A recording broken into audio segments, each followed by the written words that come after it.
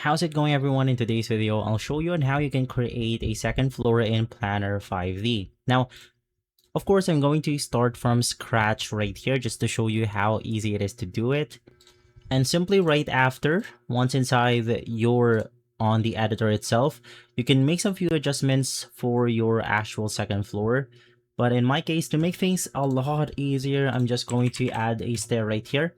But this is completely optional. You can adjust or put whatever you want to. In my case, I'm going to put something like maybe a ladder just to show you how to get to the second floor itself. And then to create a new floor, let's navigate through the floor options, which is going to be this one. And then let's add a new floor by clicking on this specific button. And of course, you can name this into something like second floor. Hit on enter. And then it will copy exactly the room that you have made just to basically align everything together. And then for the first floor, I'm just going to click on this specific wall. Let's go ahead and hide the wall altogether.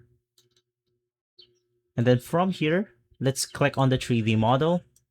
And as you can see, this is the first floor that we have. And this is basically the second. And so guys, if this video has been helpful, leave a like, subscribe, and follow us for more videos like this. Thanks for watching.